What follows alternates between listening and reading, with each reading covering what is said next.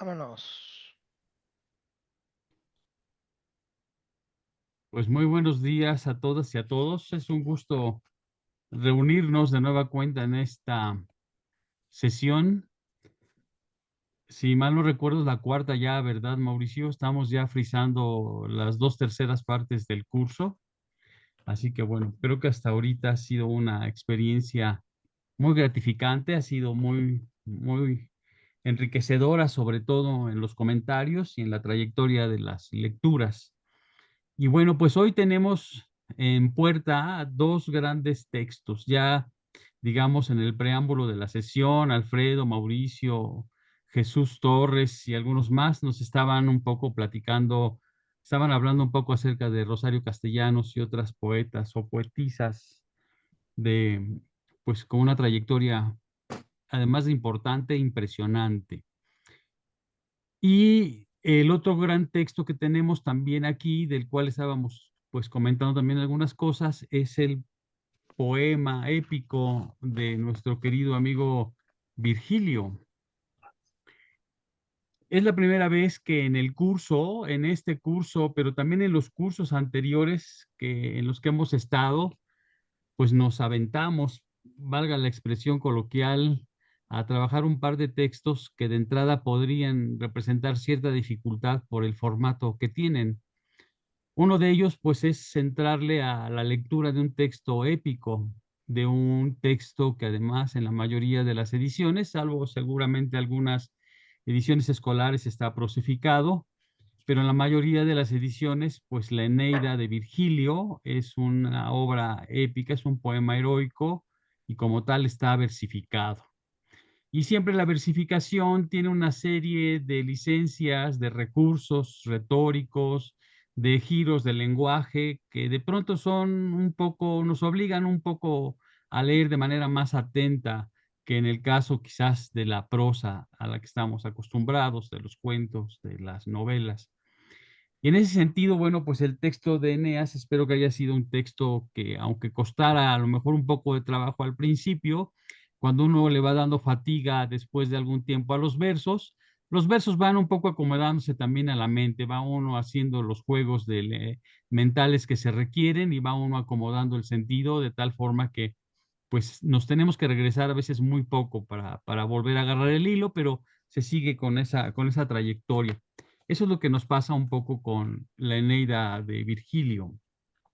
Por otra parte, el siguiente texto que no habíamos trabajado anteriormente, pues es un poema, que si bien en el caso de Rosario Castellanos es un poema que en algunas ocasiones parece más bien una especie como de prosa versificada, pues el poema de Rosario Castellanos también tiene algunas figuras retóricas, algunas imágenes, algunos retos que como lector también nos va a imponer un poco del esfuerzo mayor para darle pues comprensión a lo que estamos viendo.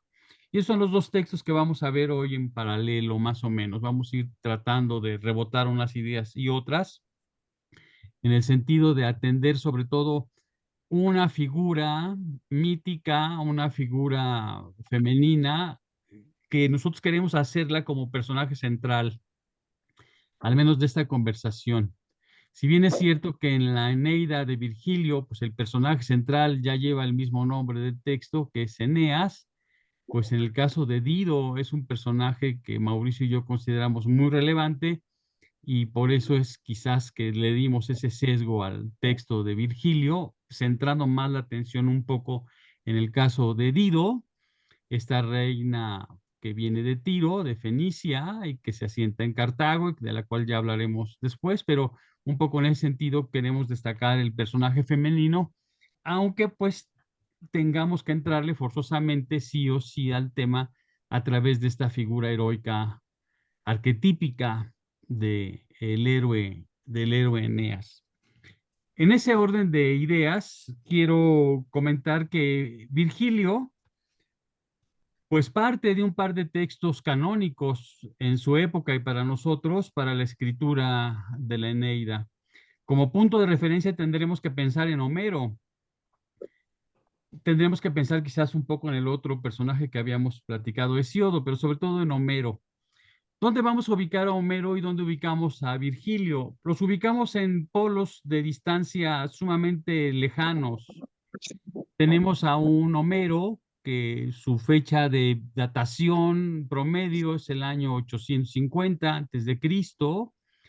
Y recuerden ustedes que lo que Homero nos relata, lo que Homero relata en la Ilíada primero y después en la Odisea, pues son cosas que ocurrieron en el mejor sentido histórico hacia el año 1200 o más atrás.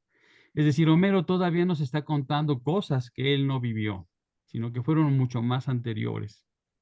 Y así tenemos por un lado el poema épico de la Ilíada, donde nos cuentan estas cuestiones míticas del rapto de Helena y cómo el mundo griego se acerca hacia Asia para poder rescatarla en este lugar que se llama Troya.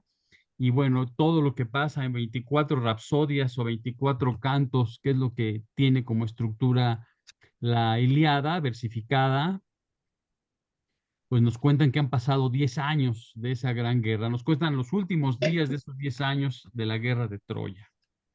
Y la Odisea, también ubicada en esos ayeres, en esos contextos de más allá del año 1000 antes de Cristo, pues lo que nos va a dar cuenta es de cómo este personaje Ulises, Odiseo más bien, es uno de los contendientes contra los troyanos, emprende el regreso hacia su tierra, hacia su querida Penélope, hacia Ítaca.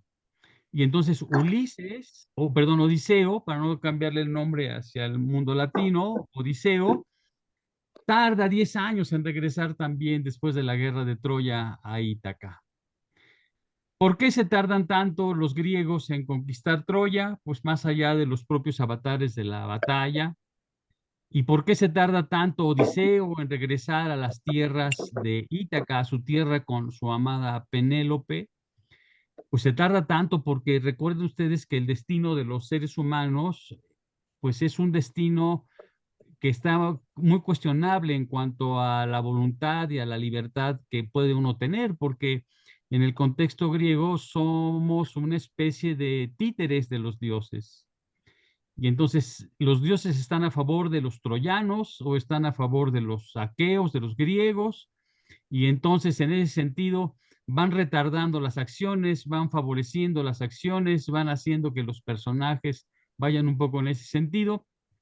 Y por eso es que Ulises tarda 10 años en regresar, ¿no? Es decir, hay algunos dioses enfadados de que los griegos hayan ganado Troya y Odiseo en su regreso pues se va a encontrar con un montón de contratiempos mandados por los mismos dioses que impedirán que él llegue de manera expedita o al menos en el tiempo regular que la navegación podía proporcionar o propiciar en regresar a Ítaca. Entonces, Odiseo tarda 10 años de regreso en este gran periplo y bueno, pues nos da Homero, entre otras cosas, un ejemplo pues de lo que sería posteriormente quizás la novela de aventuras, la novela de mar, estas cuestiones que platicábamos al principio. ¿Dónde ubicamos en este contexto a Virgilio? Pues a Virgilio lo ubicamos a partir del año 70 antes de Cristo en el contexto de Roma. Bueno, el contexto que si se dan cuenta hay 800 años prácticamente de promedio entre uno y otro. Dónde empieza la Eneida? Es decir, nosotros les pedimos a ustedes que empezaran a leer la Eneida a partir del libro cuarto, que es precisamente donde se trata el tema de Dido y Eneas. Dido parece ser, el capítulo cuarto parece ser una especie de gran digresión del propio Virgilio respecto de lo que hace el héroe Eneas, pero digamos que nosotros pedimos que empezaran a leer en esa parte, en el libro cuarto. Pero ¿cómo empieza la Eneida? Ya saben que en el tema de los mitos siempre hay que irnos hacia atrás, siempre hay que retroceder. ¿Dónde empieza la Eneida? Bueno, pues caída Troya, una vez que se hace, digamos, toda esta maquinaria del caballo de madera, donde dentro de él se encuentran los soldados griegos dispuestos a asaltar Troya en un asunto de un ardid de descuido por parte de los troyanos, unos pocos, unos pocos troyanos logran huir de Troya. Entre esos poquísimos troyanos que logran escapar, pues se encuentra nada más y nada menos que un personaje que se llama Eneas. Está Troya en llamas, la están tomando, han tomado el palacio de Príamo, de Écuba. La historia dice que los griegos tienen que aniquilar forzosamente a todos a todos los troyanos, porque si sobrevive a un solo troyano, ese troyano al paso de los años causará la conquista de Grecia y de todas las comarcas posibles. Y entonces ese personaje que es Eneas logra sobrevivir a esa destrucción de su tierra y sale huyendo con algunos personajes que lo van a acompañar por algún tiempo. Sale huyendo con su padre Anquises. Su padre Anquises es un hombre viejo, es un hombre que le dice que se salve, que lo deje, y Eneas no puede dejar al padre anciano, se regresa por él, lo carga en sus hombros y lo lleva a cuestas en una Troya en llamas, huyendo para poder, digamos, sobrevivir. Lleva a su esposa también, que perderá más adelante, y finalmente lleva a su hijo Ascanio. Y entonces, fíjense cómo Virgilio parte del final de la Ilíada para dar inicio a una epopeya, a una nueva historia, que además va a ser fundacional, mítica históricamente para Roma. ¿A qué me refiero con esto? Que la historia de la Eneida es una historia que el emperador Augusto le encarga a Virgilio para que de alguna manera cuente como estas épicas al estilo de la Ilíada y de la Odisea, cuente la grandiosa historia pasada, mítica, de lo que fue la fundación de Roma, ¿no? Y entonces, en ese sentido sale Eneas con el padre a cuestas, con el hijo en la mano, con la esposa corriendo detrás de él, con la Troya en llamas. Es un personaje dubitativo al principio si tiene que ir o no. Se le aparece Héctor, el gran troyano que pelea contra Aquiles y le dice que sí, que efectivamente que tiene que huir. Estas visiones no serán infrecuentes en la Ilíada, es decir, los dioses se presentan a los mortales con esas apariencias de sueño, de figuras, de metamorfosis, como Ovidio en algún momento las describe.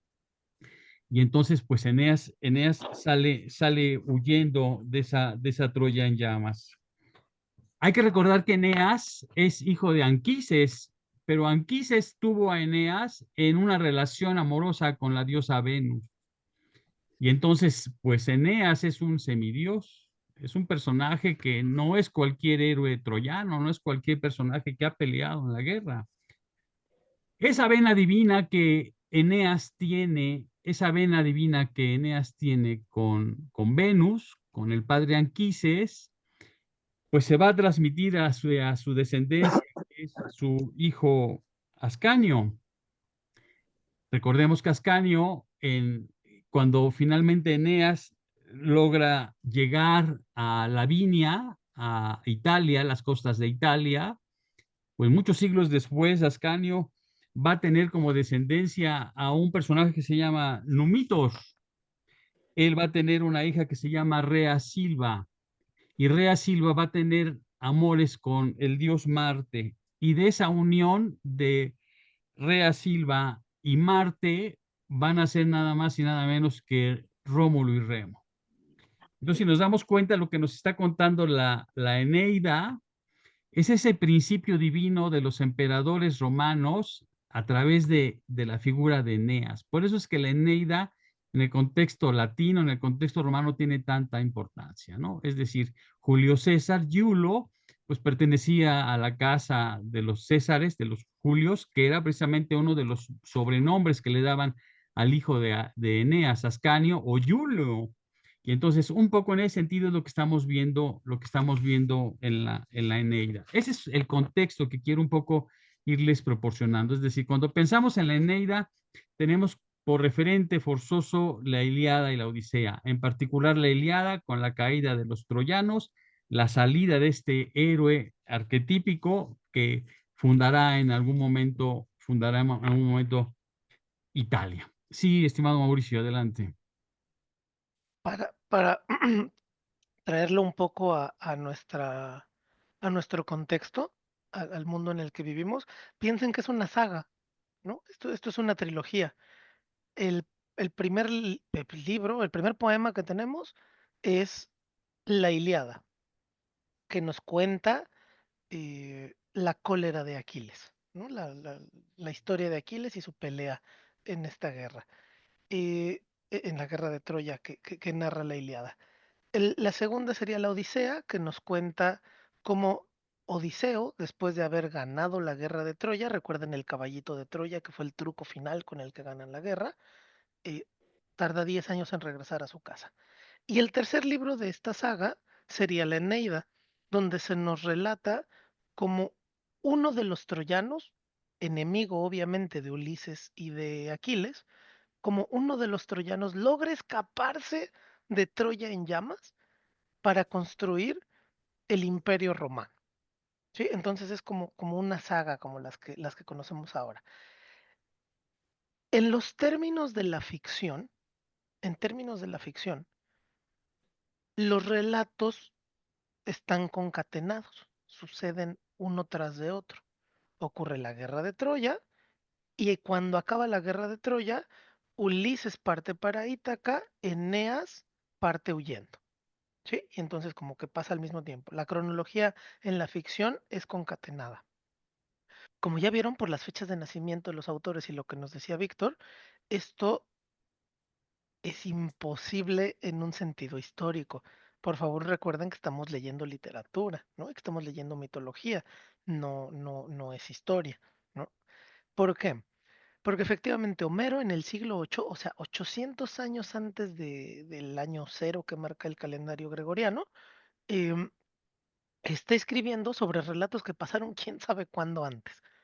¿No? ¿Quién sabe cuándo? De un día a otros 5 siglos atrás, ¿sí? Luego hay algunas discusiones sobre si existió la guerra de Troya y cuándo existió y tal, pero si ustedes van y revisan, hay un par de relatos en en los Vedas, en uno de los Vedas en particular, ahorita me acuerdo cuál es, donde está relatada prácticamente la guerra de Troya y el rapto de Helena, ¿no? Pero ya desde un mito hindú de un milenio atrás, ¿no?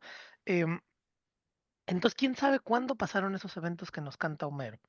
Y luego, Virgilio, 800 años después, nos canta la fundación de Roma, que como nos dijo Víctor en la sesión uno, fue casi en el milenio 1 antes de Cristo la fundación de Roma. Entonces, todo el mundo está contando cosas de un lejano pasado, pero porque no están construyendo historia, están construyendo un mito. La Eneida es el libro más importante en esta conversación que tenemos, no digo en la vida, ¿no? Para esta clase es el libro más importante para toda la cultura europea, porque si entendemos que incluso nuestra cultura, los libros de texto que salen hoy de nuestras imprentas para nuestros niños en primaria, tienen un fundamento clásico latino, la Eneida es el mito fundacional de Roma, ¿sí? Es el mito que construye Roma, ojo, en la ficción. Si alguien se dio a la tarea de leer la primera parte del libro, ya se enterarán si no se los cuento yo, no se preocupen. La Eneida no es un arrebato musístico de Virgilio. No es que él lo quiera contar, no es que las musas lo hayan arrebatado, atrapado y no. Lo que hoy conocemos como Augusto, el emperador que hoy conocemos como Augusto, del cual hasta metió un mes en el calendario, ¿no? Tenía una impresión muy grande de sí mismo. Este, Oh, a- sí, no me hace caso. Augusto le pide a Virgilio un Dice, documento nacionalista.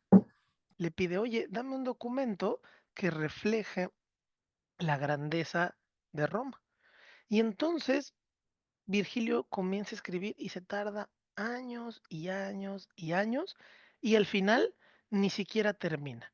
Él iba a escribir 3 libros, pero él muere cuando escribe el primer libro Y estos 12 capítulos que tenemos es apenas lo primero que iba a contar Virgilio, porque la Eneida iba a contar cómo se conecta Eneas, hijo de Anquises, un pastor, y Venus, la diosa del amor. Fíjense cómo Roma va a ser hijo de los pastores y el amor, ¿no? Como de ahí nace Roma, y cómo está conectado a lo larguísimo del tiempo con el emperador actual que le encargó la chamba, ¿sí?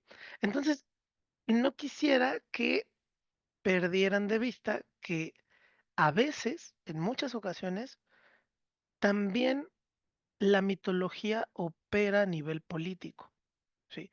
Acá tenemos noticia de que eso pasó.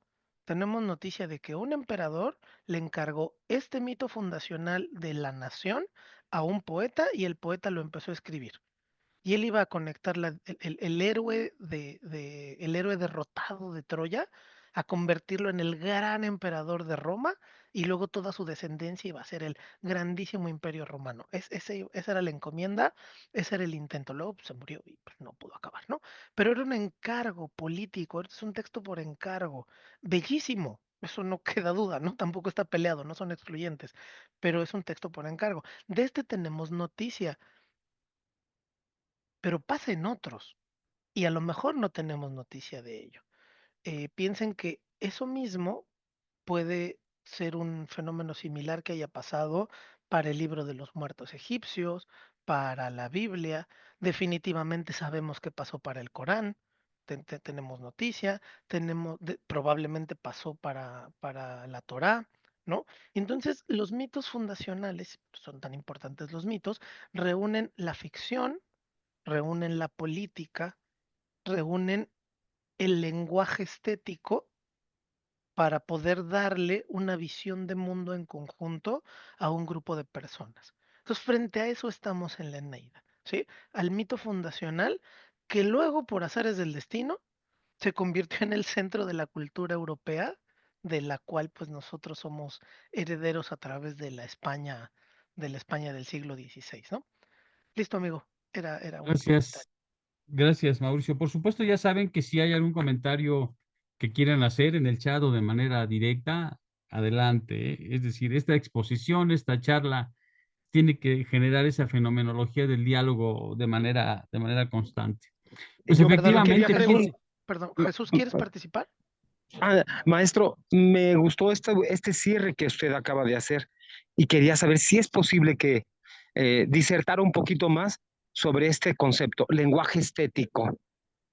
Claro que sí, amigo. Gracias, Con maestro. mucho gusto.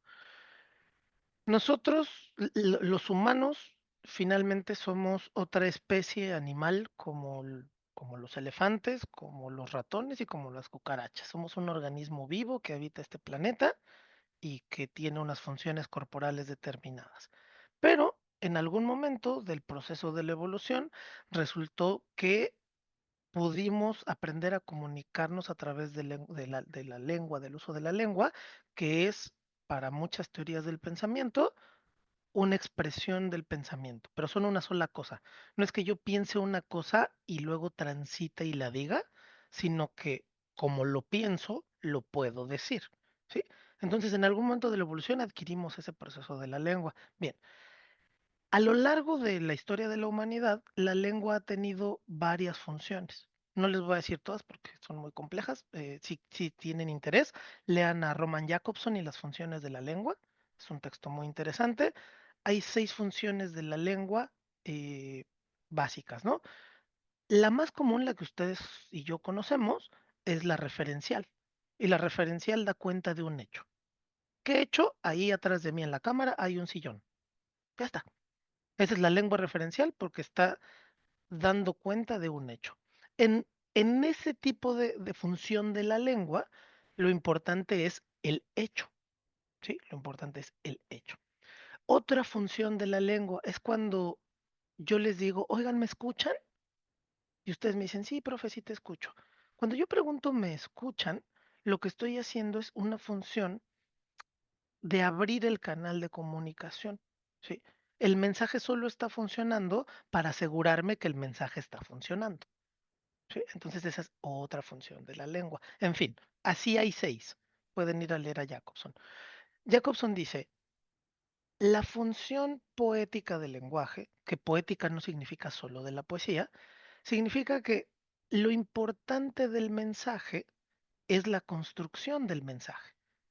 Y ahí es cuando hablamos de deleite estético. Entonces, importa decir, no sé si han visto estos memes en Facebook, ¿no? Que dice, hay uno de Engels maravilloso que dice, oye, tu mujer trabaja todo el pinche día en la casa y tú ni tu plato puedes recoger, cabrón, no chingues.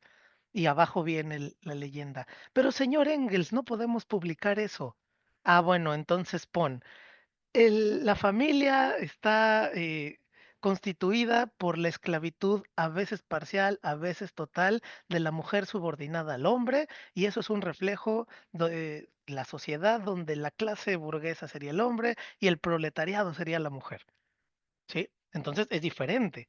Es decirle diferente a una conquista, a quien estoy conquistando es diferente decirle, ¿qué onda? Qué guapo estás. ¿Qué onda? Qué guapa estás. Oye, qué bonitos ojos tienes, ¿no? A cantarle un poema de Rubén Bonifaz Nuño, ¿no? O de Jaime Sabines de Los Amorosos Callan, ¿no? De decirle a mi esposa después de 20 años, a mi esposo después de 20 años, decirle, oye, qué chido me le he pasado, a decirle Los Amorosos Callan, ¿no? O de, híjole, Víctor, te tengo una mala noticia, mi papá se murió de cáncer, a leer La muerte del general Sabines de Jaime Sabines, ¿sí?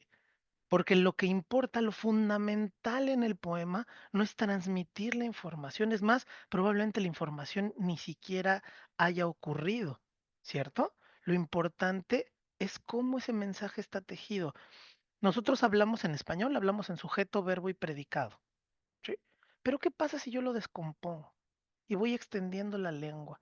Y luego lo pongo de una manera en que la siguiente vez que ponga la lengua rima con lo anterior y el sonido me recuerda al mar. Piensen en Villorrutia, ¿no? Y el bosque madura, y mi bosque madura, y mi bosque madura, y mi bosque madura. ¿Sí? Ahí no importa lo referente, no importa lo que está pasando, no importa la comunicación, lo que importa es el mensaje. ¿Qué está pasando? Que esa misma oración se puede descomponer en un montón de oraciones. Mi voz quema dura. Mi bosque madura. Mi voz que madura. Mi voz que madura. ¿Sí? Entonces, lo importante en la función poética de la lengua es la construcción de ese mensaje. Está constituido por la importancia del mensaje mismo. Bien.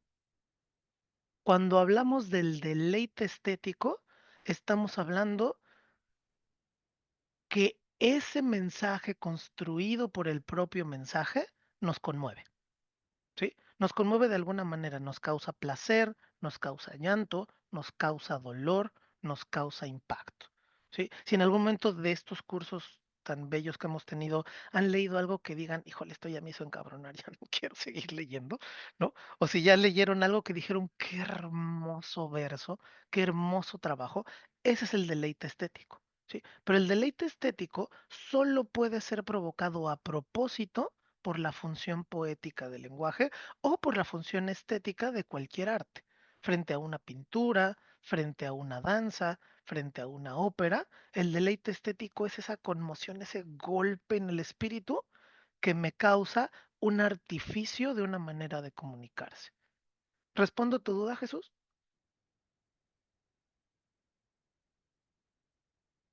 Sí, maestro, me costaba trabajo abrir el micrófono. Le agradezco mucho. Continúe. Gracias Perfecto. por todo. Gracias a Gracias. ti. Adelante, amigo, por favor. Muchas gracias, Mauricio. Pues continuamos con este deleite estético. Les voy a compartir una pantalla, un poco solo para que conozcamos cuál es el recorrido de nuestro querido Eneas en este asunto. Ojalá la alcancen a ver todos ustedes. Miren, todo es el mundo griego, esto es lo que estuvimos viendo la vez pasada, aquí se encuentra, lo voy a hacer un poco más grande, aquí se encuentra Creta, donde estaba nuestro buen Minotauro. Esta es la parte de Asia Menor, donde en Turquía podemos encontrar quizás aquellos vestigios que son de de Troya. Este estrecho es el que se disputa la guerra de Troya en la parte mítica del rescate de Helena, que se robó el troyano, Paris. Entonces, cuando sale Eneas de Troya, lo que hace es seguir un recorrido por todo el borde de la costa, llega a Delos, continúa hacia Creta. En Creta hay que recordar que tiene que salir huyendo porque hay una peste terrible. Continúa este viaje por el Mediterráneo, va bordeando esta parte de Grecia hacia la costa sur de Italia, la bordea en esta zona que es el estrecho de Messina, es donde en teoría en la historia se encuentran estos monstruos marinos de Sila y Caribdis que evitan que los barcos pasen por este estrecho. Sigue bordeando Eneas esta cuestión. Antes de este lugar hay una parte en el libro segundo, creo, tercero, que describe que se encuentra con las arpías aquí en estas islas de las Tróades. Pero bueno, viene Eneas y finalmente Eneas, arrastrado por la tormenta marina que Juno le envía a través de los vientos, entonces llega hacia la parte de Cartago, en Túnez, en el norte de África. Digamos que este es el periplo, esta es la trayectoria que Eneas va siguiendo para que finalmente llegue a Lavinio, que es esta parte, digamos, a la mitad de Italia meridional, donde se encuentra Lavinio. Pero aquí es donde llega Eneas y se encuentra con Dido. En realidad, cuando uno empieza a leer la Eneida empieza en el libro primero con la llegada de Eneas a Cartago. Y entonces lo que hace todo el tiempo es estar contando Eneas todo lo que ha pasado. Su salida de Troya, la llegada a Cartago, el encuentro con Dido, la caída de Troya, la aparición de Héctor en sueños que le dice que huya, la pérdida de su mujer Creusa, que la pierde mientras huyen y después él regresa por ella. Es decir, hay un signo de amor eterno ahí por la esposa por parte de Eneas, aunque no logra encontrarla. En el libro 3, pues describe cómo pasa por Creta, la peste, por las arpías en las islas Tróades. En fin, va siendo toda esa historia hasta que llegamos a esta parte que nosotros les pedimos que leyeran, que es el libro cuarto de la Eneida. Y en el libro cuarto de la Eneida empieza precisamente con este arrebato de Dido, en el sentido de que ha oído al héroe contar todas estas hazañas, le pide que recuente estas cosas. Dido está construyendo la ciudad de Cartago y en esta reconstrucción, en los templos que tiene, está contada la historia a manera de frisos o pinturas, está contada la historia de Troya. Y entonces ahí se identifica Eneas con esa parte de lo que está viendo.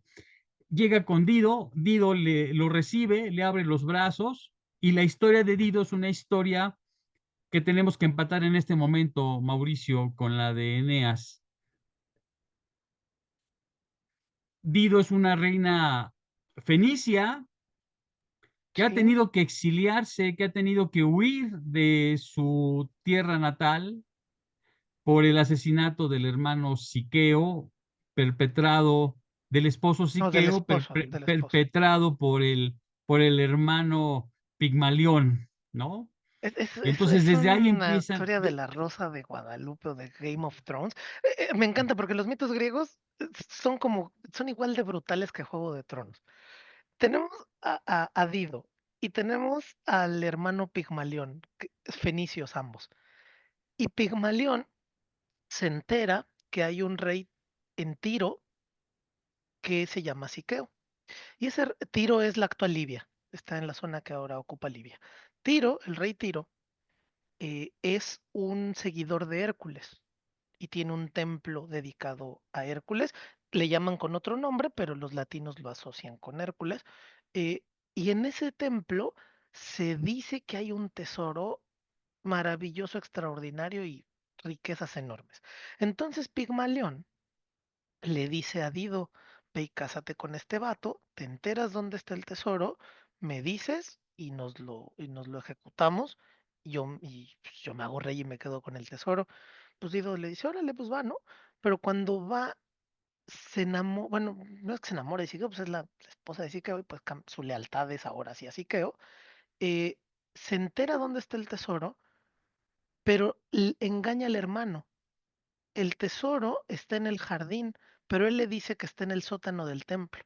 Entonces el hermano, Pigmalión, manda robar el tesoro en el sótano del templo y manda matar a Siqueo. Se entran un grupo de mercenarios, están cavando en el templo, unos matan a Siqueo, otros están cavando, y cuando se dan cuenta del engaño, pues van a buscar a Dido para preguntarle qué pasó. Pero Dido ya agarró el tesoro, que ella sabía que estaba en el jardín, y ya se echó a correr con su hermana Ana y algunas doncellas para escapar de la furia de su hermano. Porque claro, el hermano quería el tesoro y quería el reino para él. El reino lo obtiene, él se queda como rey de Tiro, pero no obtiene el tesoro. Con ese tesoro, Dido logra embarcarse y escapar al norte de África. Y cuando llega, pues habla con el rey y le dice, mira, vengo yo, mi hermana, unas doncellas y una cohorte pequeñita. Le dice, por favor, dame hogar. Y el rey le dice, te voy a dar de hogar la tierra que tú puedas apropiarte con no más de la piel de un buey. Y Dido le dice, va, jalo. Y entonces matan un buey, le quitan la piel y Dido, brillantísima, lo que hace es que manda cortar la piel en tiras. ¿Sí? Entonces, si esta es la piel del buey, lo que manda hacer es tiras milimétricas de la piel del buey, ¿no? Para que salgan muchísimas, muchísimas tiras de piel.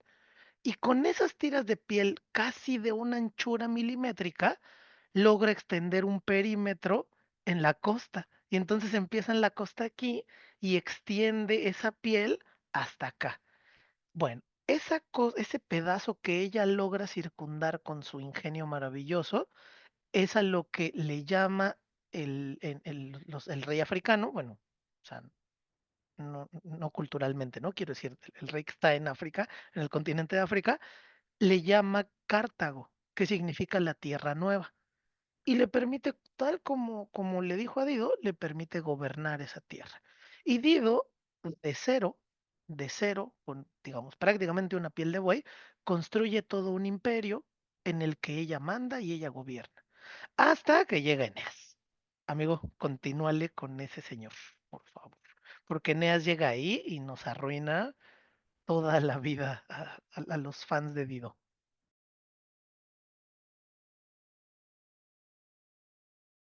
Esperen, apreté un botón equivocado. Qué bueno que no fue el de salir del grupo. Pues prácticamente aquí llegamos al libro cuarto y a la tragedia de Dido. Dido es una mujer, es una reina, es un personaje muy interesante en la historia de la literatura grecolatina. Es una reina y si se darán cuenta, pues está equiparado un poco el nombre de Dido con el de Ariadna, un poco que vimos la vez anterior. Dido es una reina que vive la tragedia de haberse enamorado. Otra vez el amor es uno de los motivos que causan la tragedia de la reina Dido. Dido ha jurado, ha hecho votos de castidad y de respetar la memoria del esposo Siqueo. Y cuando llega a Cartago, pues hay una serie de personajes que la pretenden de esa misma tierra y ella los ha rechazado todos, a todos los ha rechazado por la memoria del esposo. Pero cuando llega Eneas y ella oye el recuento de las aventuras, de lo que ha hecho, de cómo huyeron, de todo lo que ha pasado, empieza un poco a sentir atracción por este personaje troyano.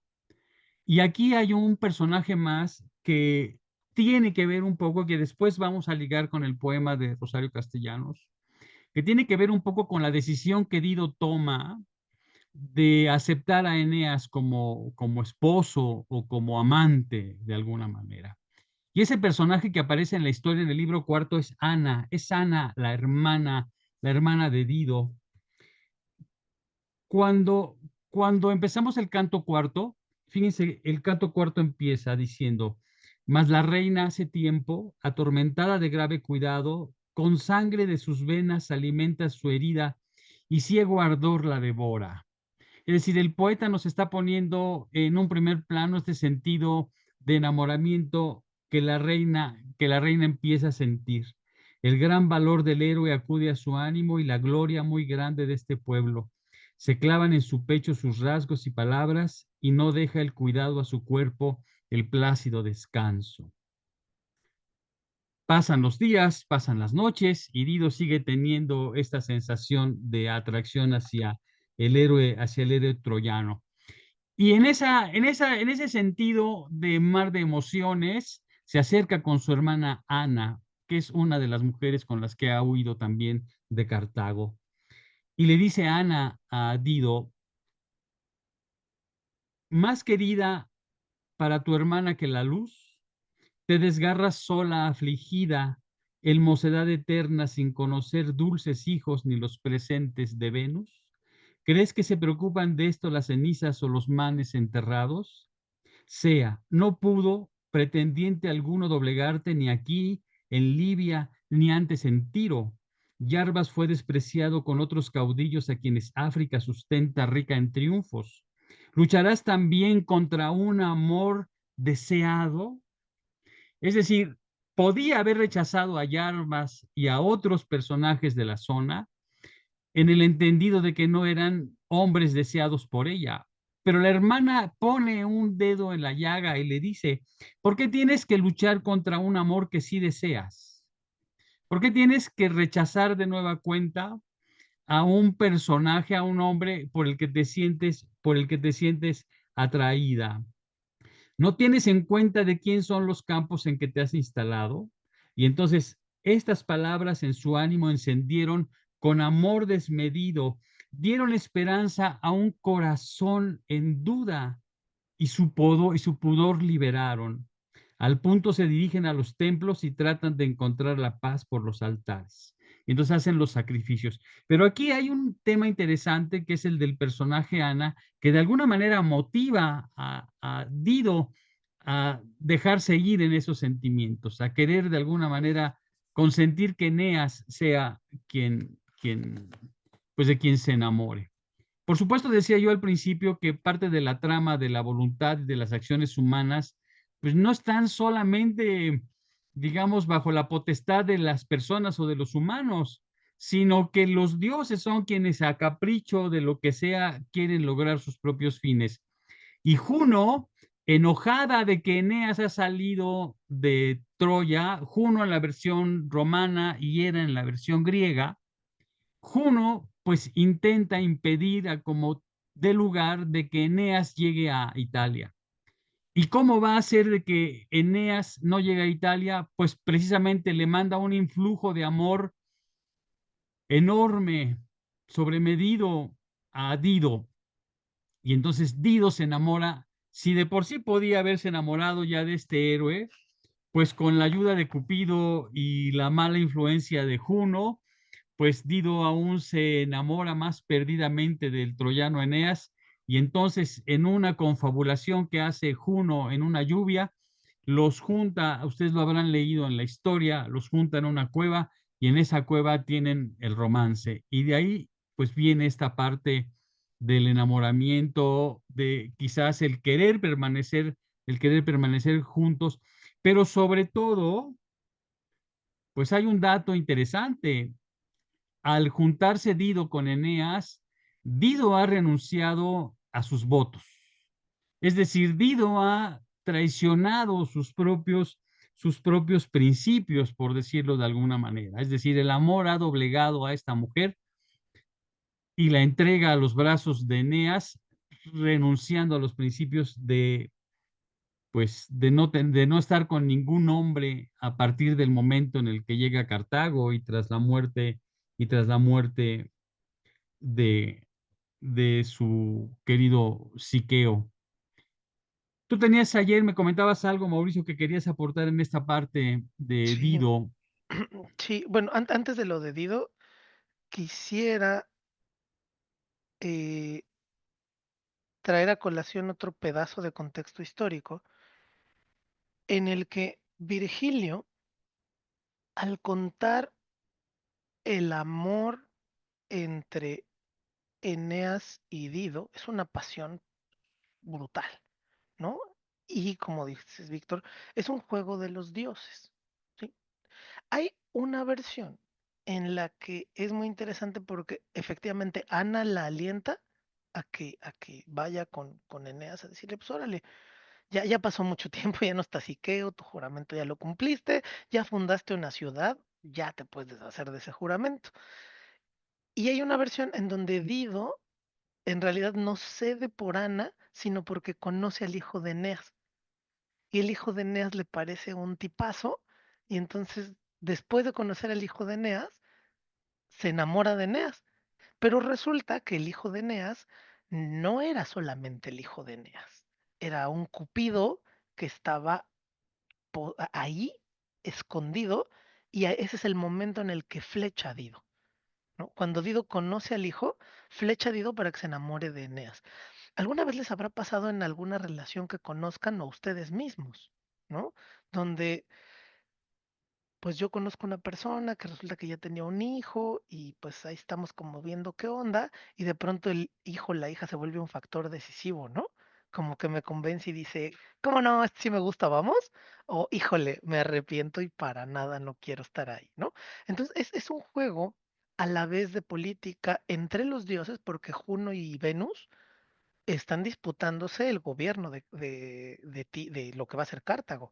Ellas lo que están diciendo es vamos a gobernar Cartago tú y yo, pero para que tú y yo podamos gobernar Cartago, necesitamos que Eneas llegue a Italia, ¿sí? Si Eneas se queda aquí con Dido, tú y yo no vamos a gobernar ya más nada, pero si me lo mandas a Italia, lo logramos.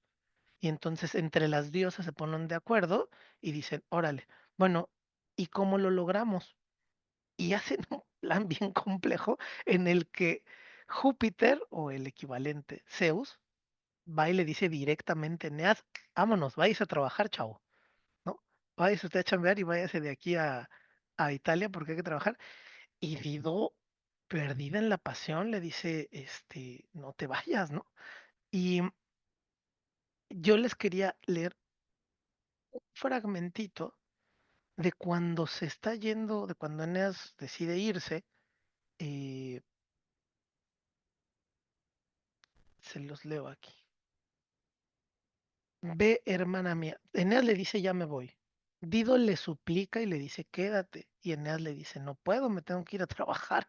Me está llamando mi Dios, ¿no? Y entonces, un poco Dido, peloteando la responsabilidad, le dice según Virgilio, en la versión de Virgilio, le dice a Ana, ve, hermana mía, y habla suplicante a un enemigo orgulloso. ¿No juré yo con los dánaos en Auli de la destrucción del pueblo troyano? Ni envié contra Pérgamo mi flota, ni he violado las cenizas de su padre Anquises ni sus manes. ¿Por qué no deja que lleguen mis palabras a sus duros oídos? ¿Hacia dónde corre? Que al menos dé un último presente a la amante desgraciada, que espere una huida fácil y unos vientos propicios. Que no se vaya ahorita, que se espere a que la mar esté mejor, ¿no? No reclamo ya el compromiso a aquel que ha traicionado ni que se quede sin su hermoso lacio o abandone su reino.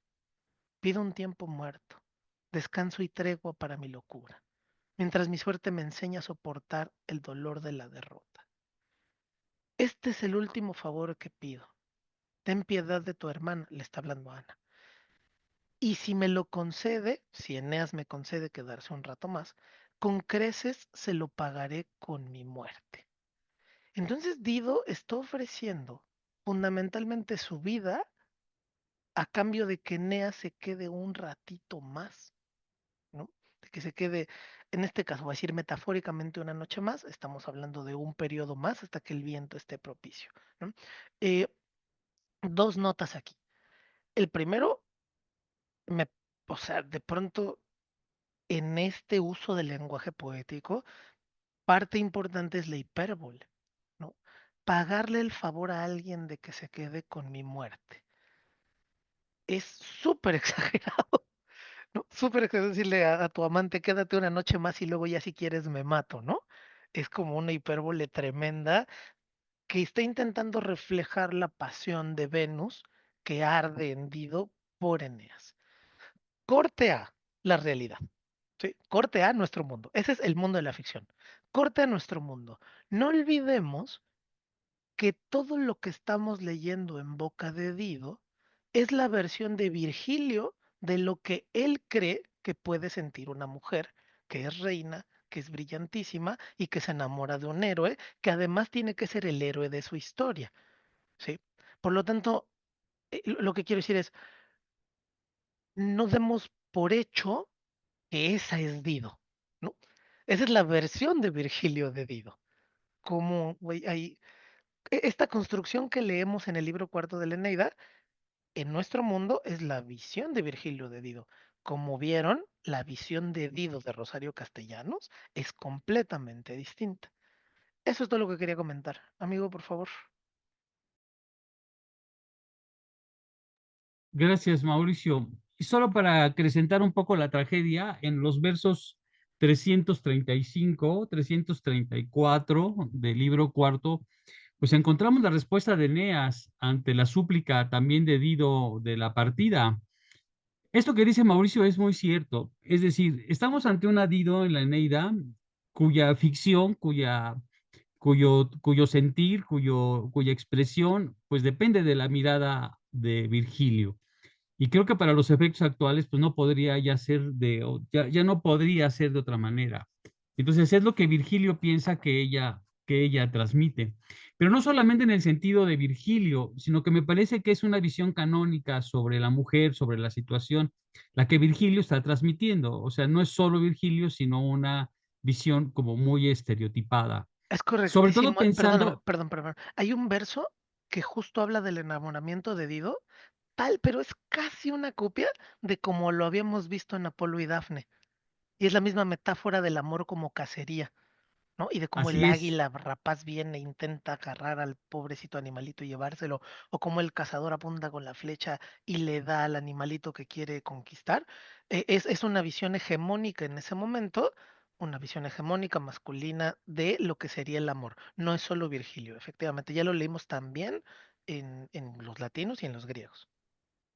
Y esta visión que se ve además en un Ovidio, en un texto que vale mucho la pena leer, que se llama El arte de amar, que es esta idea del cazador pues la presa tras la que persigues, en este sentido de lo que Ovidio dice. Y en esta cuestión, pues no olvidemos también que estamos en un texto cuyo el personaje central es Eneas. Entonces todo está puesto un poco hacia la visión de él. En estos versos, fíjense cómo dice, le reclama a Dido es decir, Eneas recibe el aviso de que tiene que partir de Cartago porque su destino no es quedarse con Dido, sino que su destino final es fundar Roma. Entonces, sí o sí, él tiene que huir bajo cualquier circunstancia, él tiene que huir de Cartago. Entonces, se le aparece Mercurio, mandado por Júpiter, le dice, tienes que partir ya. Todavía está una noche antes, dubitativo, Eneas, si partir o no partir, y de pronto se le vuelven a aparecer estos númenes y le dicen, es que, ¿qué esperas para irte? No esperes que la ciudad arda en llamas para tener que salir, tienes que partir y en ese momento huye. Pero también hay una respuesta de Eneas desde el punto de vista un poco de la tradición clásica de la visión masculina de lo que es el héroe que después se va a trasplantar un poco a las novelas de caballerías, es decir, ¿qué es más importante, el honor o la dama? Es decir, un poco en este asunto de cómo se va transmitiendo este arquetipo. Y le dice Eneas a Dido, dice, yo a ti, de cuanto puedas decir, reina, nunca negaré merecedora, ni me avergonzará acordarme de Elisa, que es el sobrenombre de Dido, mientras de mí mismo tenga memoria. Mientras un hálito gobierne mis miembros, poco añadiré en mi defensa. Ni yo traté de ocultar mi huida con una estratagema, ni nunca el esposo te ofrecí las antorchas o me comprometí a pacto tal. Es decir, no importa atropellar ya el amor de la mujer. La misión del héroe es cumplir a cabalidad el destino que se le tiene fijado. Porque además es un destino que el héroe no ha adquirido por voluntad propia, sino que es un sino que tiene que cumplir, aunque atropelle cuantas virtudes haya que atropellar. Y esta parte en la historia del canto cuarto de la Eneida, pues es una de las partes que a mis ojos, a mi ver, pues es verdaderamente trágico. Es decir, ¿por qué si te amo tanto no te quedas? ¿Por qué si yo creo que prometiste con el himeneo que tuvimos vivir conmigo? Pues la figura de Eneas le dices que yo no te prometí nada, simplemente nos juntamos. Y después viene todo este asunto de la pira que arma Dido y pues se va a inmolar. Engaña a la hermana, engaña a la sirvienta, diciendo que va a hacer una serie de sacrificios a los dioses y finalmente la sacrificada, el cordero que se sacrificará en esa pira, pues es la propia Dido.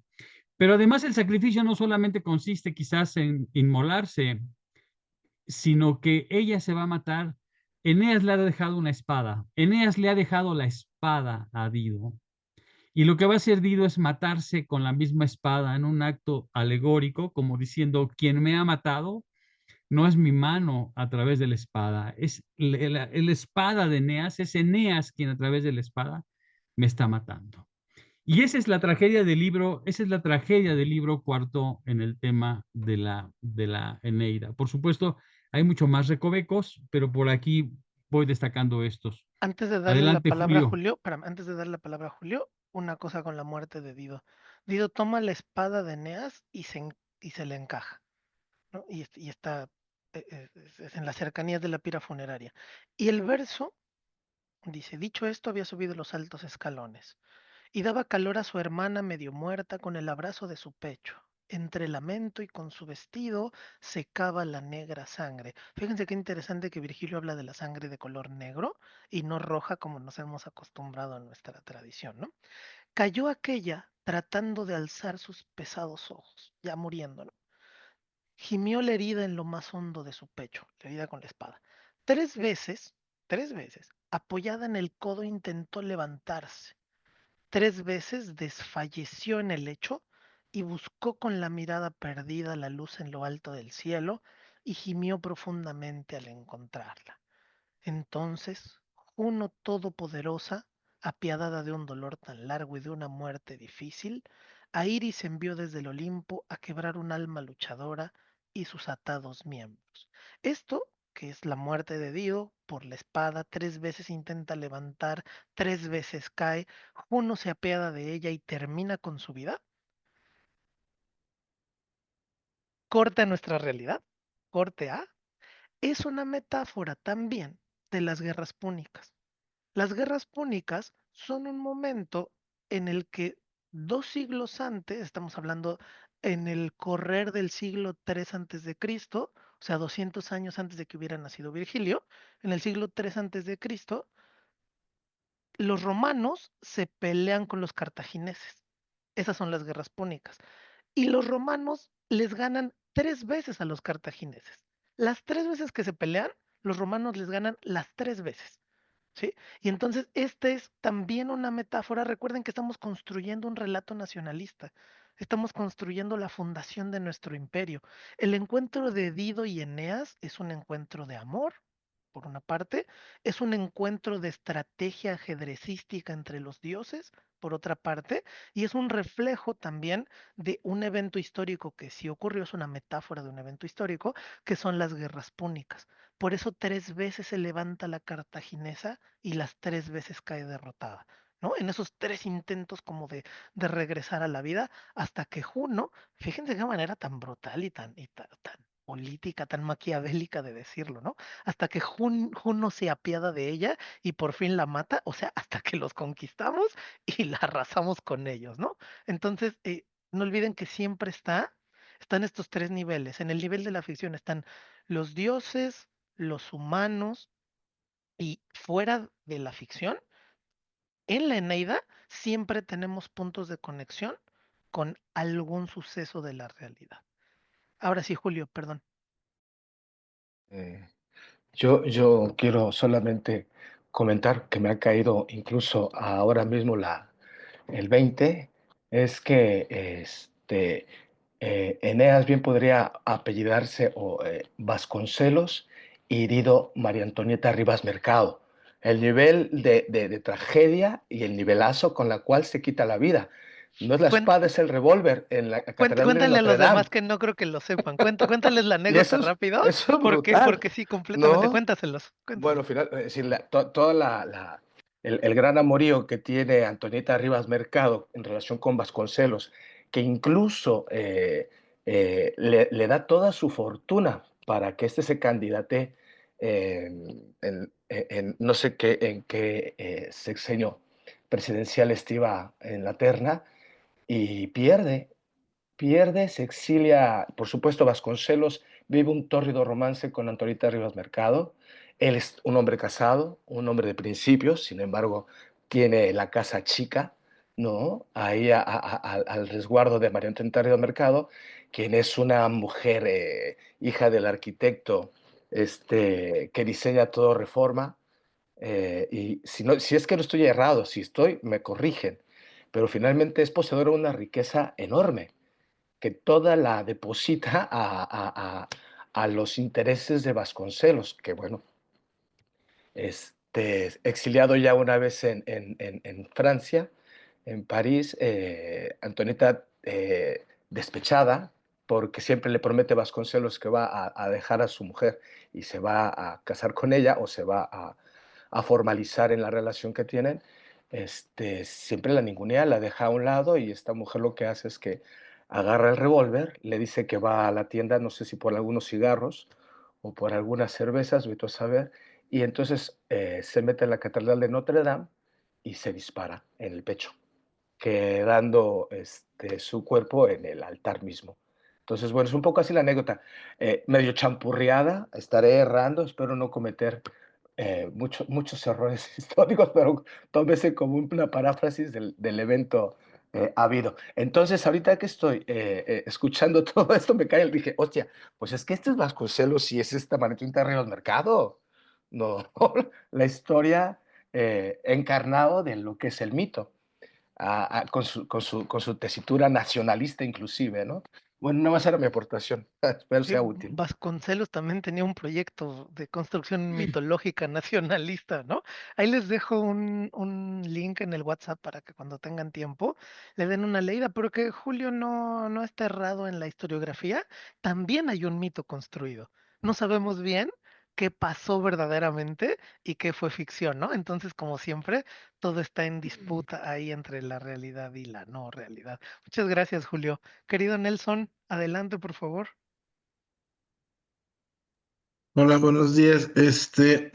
Lo mismo con este tipo de eventos que hizo Dido, lo quiero traspolar, eso del deber, el amor, etcétera, el sacrificio, con digamos, el Octavio Paz japonés, Ukyo Mishima. Hizo lo mismo. Amaba un Japón tradicional y cometió el seppuku, entonces, y el pobre lo hizo mal, tan mal que su amigo que lo tenía que decapitar no pudo decapitarlo hasta el tercer intento.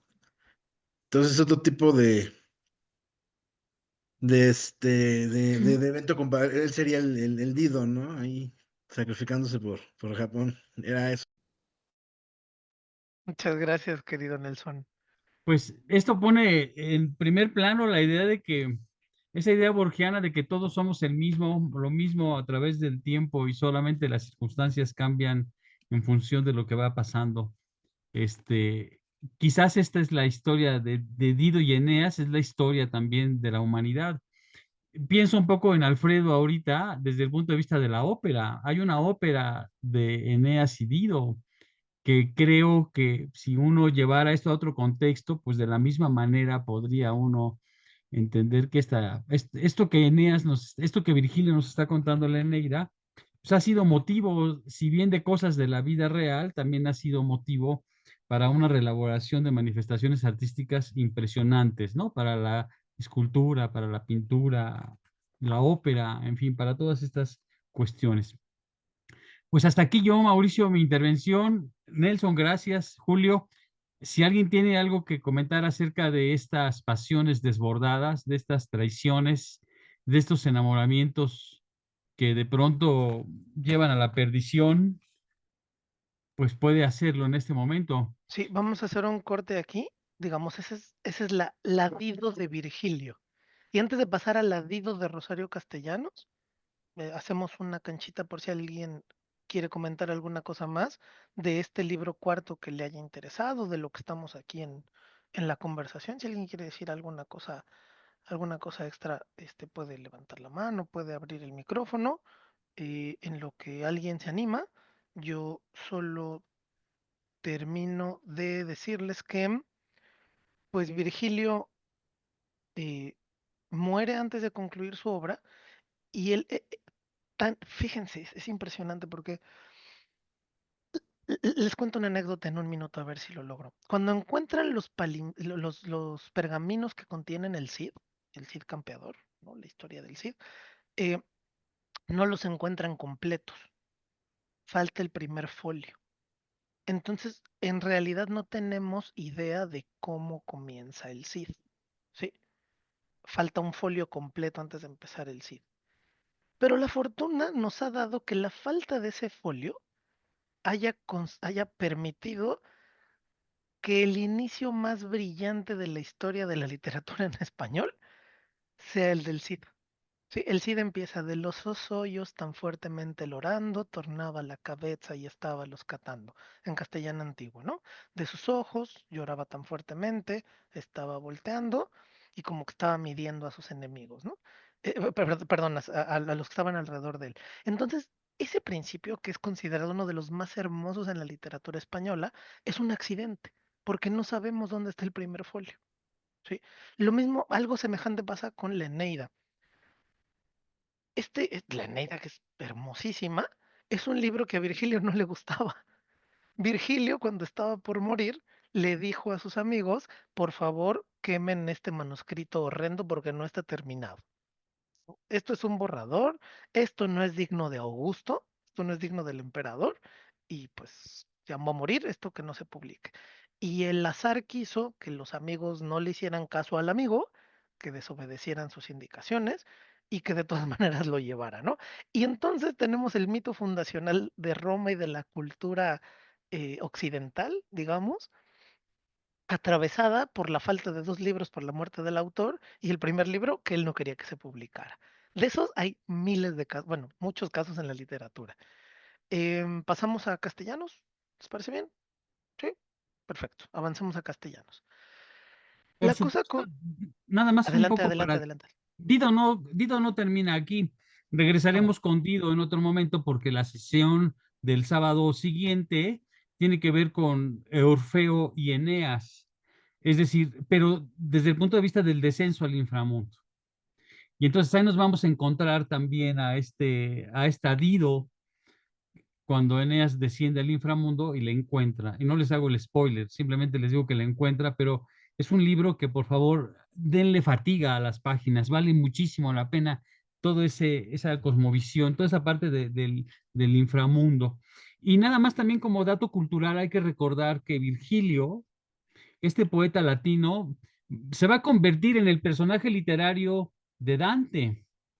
Es decir, Virgilio será quien encamine a Dante en su extravío por el inframundo, por la parte del infierno, en el viaje de la Divina Comedia. Entonces, las historias siempre van un poco como concatenándose unas con otras, ya sea en lo real, pensando que Virgilio es un personaje real, y después hay una vuelta de cuerda donde se convierte en un personaje literario de Dante para llevarlo, digamos, por el inframundo. Y así es un poco como se dan estos entrecruzamientos. Muy bien, pues si no hay más, estimado Mauricio, vamos a empezar con Con Doña Rosario. con Rosario Castellanos, esta escritora mexicana de la que hablaban ustedes al principio. Y Es, conversábamos. Rosario Castellanos fue una mujer brillantísima, brillantísima, que nace en el año de 1925. Estamos a prácticamente un mes y tantita, casi 2 meses, de festejar el centenario de su nacimiento. Ella nació el 25 de mayo de 1925 y tiene una actividad prolífica como escritora. Yo quisiera que para que dimensionaran la importancia de Rosario Castellanos, es probablemente junto con Octavio Paz, la poeta más importante de México. Recuerden que Sor Juana no es mexicana. Cuando Sor Juana está escribiendo, estamos en un momento histórico en el que México no existe. ¿Sí? Sor Juana forma parte de la Nueva España, del reino de la Nueva España. Entonces, en ese sentido, no es precisamente mexicana porque México todavía no existe como nación. ¿Sí? Ya después de la construcción de la nación mexicana, la poeta más importante que tiene eh, el mito fundacional mexicano es Rosario Castellanos, y el poeta más importante pues es Octavio Paz. Em, Rosario Castellanos, luego se echan su biografía, es una vida muy trágica la de Rosario Castellanos, muy, muy trágica, es una vida muy dolorosa, con muchas muertes a su alrededor todo el tiempo, con un matrimonio muy doloroso, frustrado, del cual escribe muchísimo, eh, porque pues, la devastó. Es una mujer brillantísima y es de las primeras generaciones modernas, y por modernas quiero decir del México moderno, que acuden a la universidad, que estudian una carrera, que luego dan clases, que se vuelve diplomática. Entonces, ella es de las primeras mujeres en el siglo XX del México moderno que tiene ya una carrera en el que el oficio de escritora es a lo que se dedica. ¿Sí me explico? No es lo mismo escribir y que a ver si alguna vez se publica alguna cosa mía, que dedicar tu vida al oficio de la escritura. Y Rosario Castellanos primero es filósofa. Ella estudia filosofía y luego se dedica a la literatura. ¿Sí? Son caminos que ya sabemos que están conectados por muchos hilos, pero en este camino de la filosofía hay una cosa que a mí, cuando yo lo descubrí, me explotó la cabeza, y es un dato que siempre intento compartir. El libro más importante para el feminismo del siglo XX es El segundo sexo de Simone de Beauvoir, donde explica cómo las categorías que consideramos naturales, como ser hombre o ser mujer, eh, no son naturales, las hemos naturalizado, pero en realidad son conceptos que imponemos a las cosas. ¿Sí?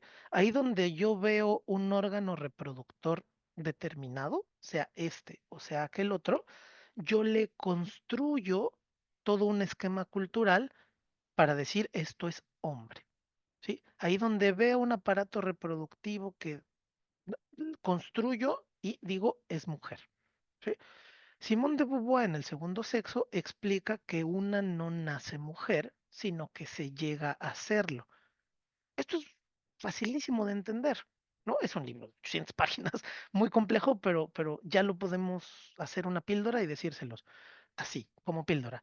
¿Qué le dábamos a las niñas cuando nacían de juguetes? Muñecas.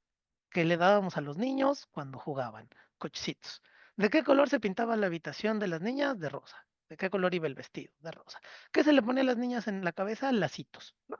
¿De qué color se pintaba el cuarto de los niños? Azul. ¿Sí? Bueno, lo que dice Simone de Beauvoir es todo eso es una construcción cultural. Y desde que nacemos nos están educando, entrenando para ser mamás, para ser mujeres, para estar subordinadas al dominio masculino, y lo explica a través de una tesis larguísima de 800 páginas. ¿Sí? Es el libro más importante del feminismo del siglo XX. Rosario Castellanos, en su tesis de licenciatura, está diciendo exactamente lo mismo un año antes que Simone de Beauvoir. Ella publica su tesis de filosofía, que luego se convierte en el libro del Eterno Femenino, lo está diciendo un año antes que Simone de Beauvoir. Es un dato espectacular para la historia del feminismo que estas dos pensadoras hayan conceptualizado que la idea de género es una construcción cultural, no un evento naturalizado. Y uno puede estar de acuerdo o no con la conversación sobre el feminismo, digamos. Pero el hecho de que la discusión esté en dos lugares tan lejanos como México y Francia, en dos personajes que no se conocían y que estén impulsando la misma idea a la vez, habla del espíritu de una época. Bueno, el espíritu a mí no me gusta porque yo no soy animista, pero como del intelecto de una época, que está empujando una época hacia algún mismo lugar, ¿no? Del zeitgeist le llaman algunos. Eh, y Rosario Castellanos,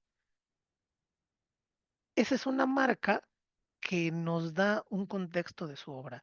El dolor, la pérdida, estar de cerca desde chiquita con los indígenas chiapanecos que sufren de una explotación espeluznante, que les dan de latigazos, que son fundamentalmente esclavos, el dolor de este matrimonio fallido, la conciencia femenina, feminista, de que la subordinación hacia el hombre es un problema cultural y no natural, todo eso explica, digamos, un poco el contexto de la lamentación de Dido. Esta mujer brillantísima, les voy a compartir la pantalla porque quiero que sigamos. Aquí voy a invertir tantito la cosa, porque la fábula ya nos la sabemos, ¿no? La fábula la acabamos de compartir. Pero quiero que sigamos algunos versos y los vamos como desmenuzando un poquito y ustedes intervienen cuando les apetezca. La lamentación de Dido inicia. Guardiana de las tumbas. Para este momento ya sabemos que es de las tumbas de Siqueo. Sí, es la guardiana de la tumba de Siqueo, su marido. Botín para mi hermano, el de la corva garra de gavilán, ¿no? Así, del que quiera agarrar todo así, robárselo todo. Nave de airosas velas, nave graciosa, sacrificada al rayo de las tempestades. La nave soy yo, barco, ¿no? Barco de airosas velas, barco gracioso, que además fue sacrificado a la tempestad. Mujer que asienta por primera vez la planta del pie en tierras desoladas, Cartago, y es más tarde nodriza de naciones, nodriza que amamanta con leche de sabiduría y de consejo. Mujer siempre, y hasta el fin, que con el mismo pie de la peregrinación sube, arrastrando la oscura cauda de su memoria hasta la pira alzada del suicidio. Tal es el relato de mis hechos. Dido mi nombre. Pausa ahí. De todo lo que dijo Virgilio, olvídense de eso. Yo no soy eso. Yo soy esto. Y esta primera estrofa es la voz de Dido nombrándose a sí misma. ¿Sí? No nombrada a través de Eneas, no nombrada a través de las musas, no nombrada a través de Virgilio, nombrada a través de ella misma. Mi cifra se grabó en la corteza del árbol enorme de las tradiciones. Claro, Virgilio la cantó y la metió en la tradición, ¿sí? Y cada primavera, cuando el árbol retoña, es mi espíritu, no el viento sin historia. Es mi espíritu el que estremece y el que hace cantar su follaje. Este verso manténganlo en mente porque al final del poema, el poema cierra con una idea semejante. Ay, espérame que alguien escribió en el chat. Que no creo que pusieron acá. Lo tengo cerrado. Mujer siempre y hasta el fin. Efectivamente, Ana. Efectivamente. Mujer siempre y hasta el fin. Sí, amigo, adelante. Gracias. Nada más comentar un poco que al menos yo siempre experimento una dificultad en la lectura de este poema.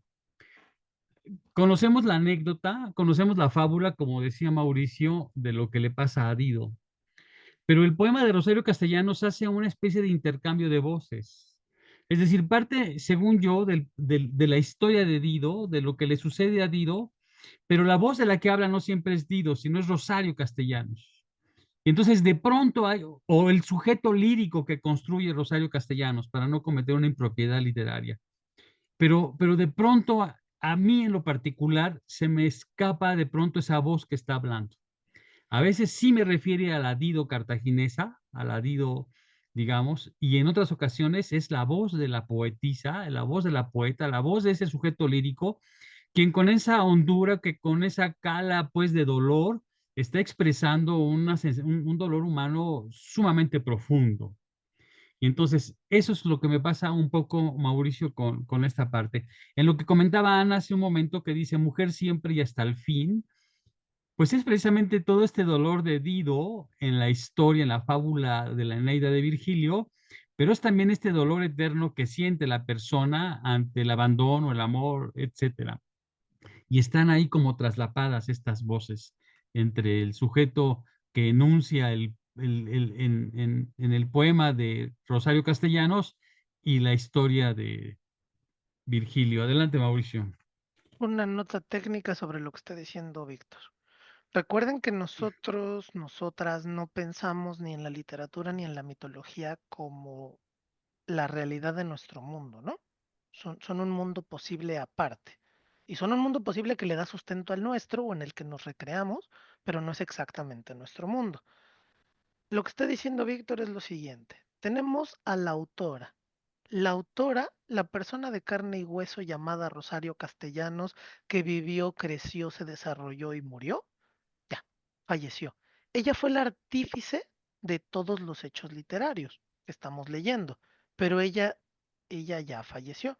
Entonces, cuando leemos y decimos, estoy leyendo a Rosario Castellanos, bueno, no a la persona Rosario Castellanos, porque ella ya se murió. Estoy leyendo a la autora, a la figura autoral Rosario Castellanos. En un poema, lo que hace esta autora es construir una imagen semejante a la de un narrador, semejante en la función. ¿Cuál es la función de el sujeto lírico? Es quien canta. El sujeto lírico es quien canta, quien enuncia. ¿Sí? En este caso es lo que dice Víctor. Es muy difícil distinguir cuándo el sujeto lírico que está hablando es un doble de la Rosario Castellanos autora y cuándo es Dido. ¿Sí? Cuando habla una y cuando habla la otra, se traslapan un poco, ¿no? Y luego en el poema encontramos solo un personaje. Solo hay un personaje que es Dido, que es de quien se habla todo el tiempo. Pero vamos a estar brincando, el sujeto lírico es el que habla y habla del personaje, le habla al personaje, sí, y habla de Dido. Entonces, solo para, a mí me sirve visualmente, ¿no? Pues si les sirve a ustedes. Bien. Entonces, recuerden que no estamos leyendo a Rosario Castellanos, estamos no a la persona Rosario Castellanos, estamos en la voz lírica Rosario Castellanos. Regreso entonces a los versos. Ah, ahora no sé cerrar la pizarra. Ya, listo. Regresamos entonces a los versos. Dido, vean cómo en la voz de Rosario Castellanos, en esta dificultad de distinguir Rosario Castellanos y Dido, ¿no? Como ese personaje, vean cómo se describe ella misma como reina del mundo, de un lugar, de Cartago, de un espacio, para obedecer mandatos. ¿Yo qué hacía, no? ¿Quién soy? Soy Dido la abandonada. Yo era lo que fui, mujer de investidura desproporcionada con la flaqueza de su ánimo, y sentada a la sombra de un solio inmerecido, temblé bajo la púrpura igual que el agua tiembla bajo el légamo. Y para obedecer mandatos cuya incomprensibilidad me sobrepasa, recorrí las baldosas de los pórticos con la baldosa de la justicia entre mis manos, y pesé las acciones y declaré mi consentimiento para algunas, las más graves. Como reina, su trabajo era impartir justicia, ¿sí? Pero los mandatos son incomprensibles para ella. Entonces, ¿qué tenemos que hacer cuando un mandato es incomprensible para nosotros? Estudiar. Y eso ha cedido. Piensa, reflexiona, camina con la balanza de la justicia toda la noche pensando qué hago, qué hago, qué hago. Esto era en el día.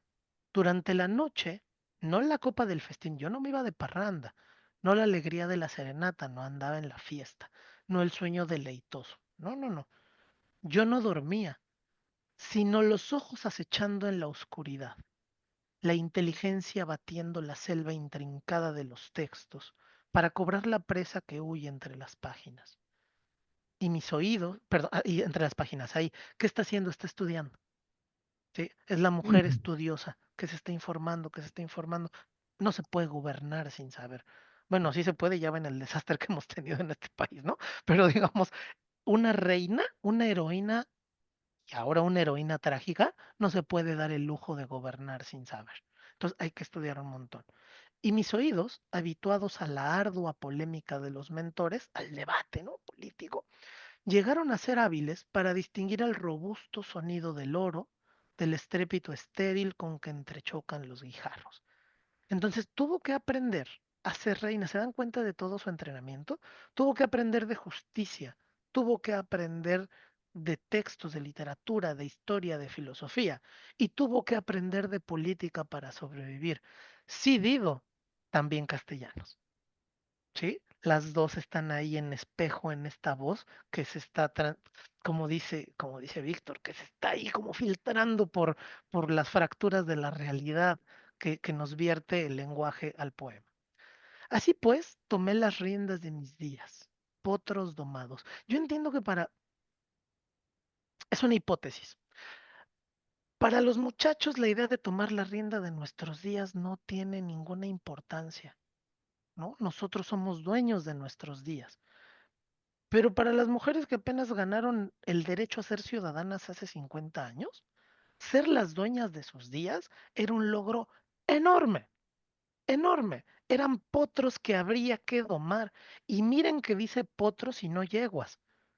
Tuvo que domar a los potros de los días, a los potros masculinos de los días, para ella tomar las riendas de su vida. Esto también es Rosario superando las dificultades masculinas. ¿Sí? Sí, Víctor. Solo quizás si te regresas a la parte anterior que leíste del poema, ahí nada más. Esta parte que tú estás leyendo un poco con esta perspectiva de género, quizás también hay un guiño un tanto irónico, quiero pensarlo así, por parte de este sujeto que enuncia, que tiene que ver con, tuve que aprender a hacer las cosas que tradicionalmente hacen los hombres. Es decir, en el tema de todos estos personajes mitológicos, muchos personajes femeninos que ocurren en la mitología grecolatina siempre tienen este sesgo de lo negativo, un poco lo que platicábamos la vez pasada. Y en este caso estamos ante una figura femenina que es Dido, que por el contrario tiene todas las características positivas de alguien que a pesar de la muerte del esposo, de la pérdida de la tierra, del exilio, ha sido una mujer que se encumbra, ha sido una mujer que es reina de Cartago. Y entonces creo que aquí en el tema de Castellanos, en el poema de Lamentación de Dido, también puede tener una lectura un poco hacia esta parte, ¿no?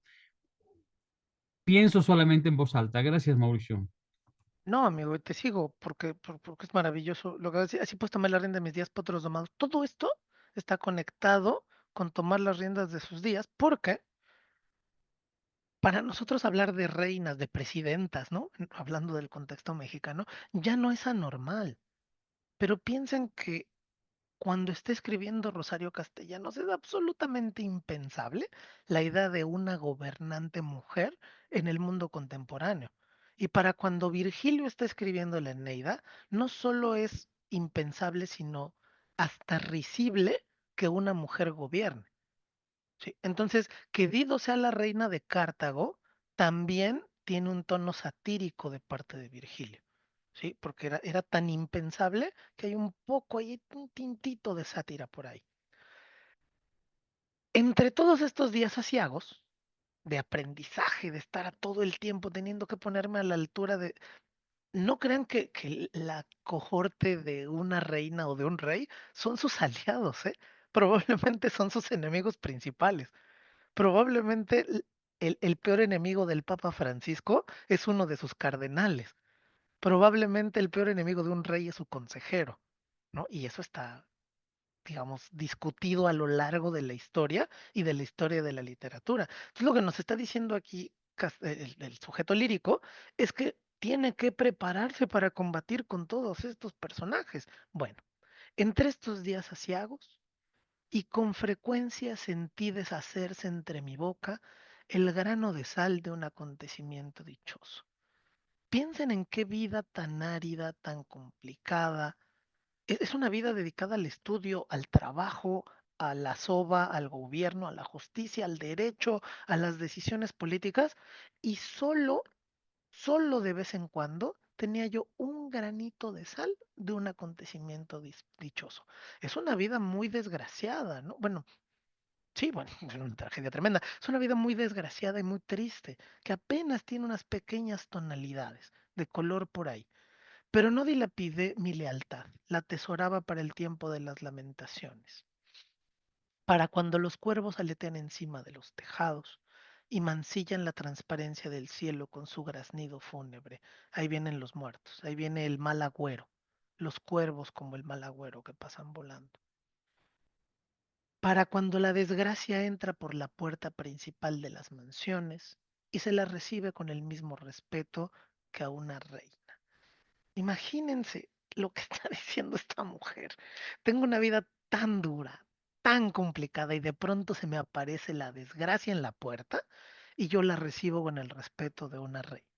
Tan duros eran sus días que cuando conoce a Eneas dice, pero ¿qué es esto? ¿Qué es este tipazo, no? El incendio vino a mí.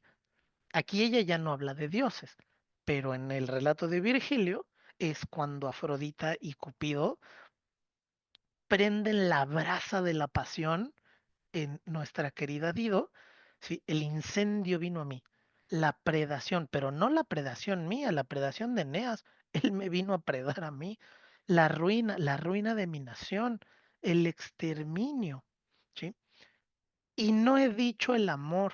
Esto es importantísimo para esta versión contemporánea.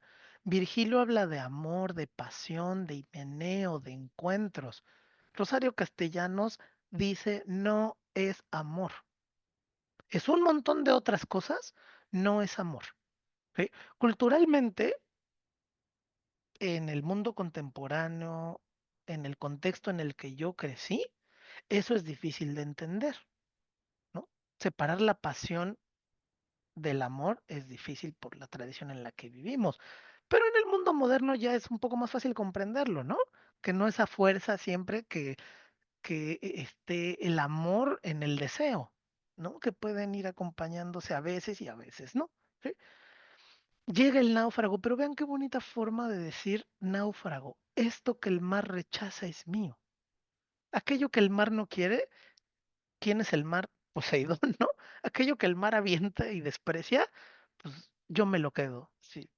¿Lo vas a querer o se lo echo a los perros? ¿No? Así, pues dámelo a mí, yo me lo quedo. Sí, se queda con Eneas. Perdón, Julio. Esta reivindicación que manifiesta Rosario Castellanos en el poema se encuentra reflejada en Mujer que sabe latín. Es correcto. Mujer que sabe latín es el destilado del pensamiento filosófico de Rosario Castellanos sobre lo femenino. Y aquí lo vemos expandido en el espectro emocional. Mientras que Mujer que sabe latín es un texto de pura intelectualidad, este es un texto de emoción profunda, por supuesto, y es el mismo tema, como desde dos zonas humanas distintas, ¿no? Y ante él, ante Eneas, me adorné de la misericordia como del brazalete de más precio. O sea, mío, me lo atrapo y con permiso. Yo te conjuro si oyes a que respondas. Esto se los está preguntando, no sabemos a quién, pero yo se los preguntaría a ustedes. ¿Quién esquivó la adversidad alguna vez? ¿Y quién tuvo a desdoro llamarle huésped suya y preparar la sala del convite? Quien lo hizo no es mi igual. Mi lenguaje se entronca con el de los inmoladores mismos. Yo no escapo a la adversidad. Vi la adversidad y dije, vámonos. Vámonos. Esta es la idea de domar. No, ella es una reina, ¿por qué le va a tener miedo a este fulano? No, ella no escapa a la adversidad, ella es una heroína, ¿sí? El cuchillo, aquí obviamente tenemos la figura del cuchillo de la espada, pero tenemos la metáfora sexual, evidentemente, está acompañada del término del cervix, de la cerviz, ¿no? Obviamente está hablando aquí del himeneo que relata Virgilio. El cuchillo bajo el que se quebró mi cerviz era un hombre llamado Eneas. Aquel Eneas, aquel piadoso con los suyos solamente. Fíjense, sí es piadoso, pero no conmigo, ¿no? Nada más con sus cuates, con los suyos, con su nación, pero conmigo no. Acogido a la fortaleza de muros extranjeros, astuto, con astucias de bestia perseguida.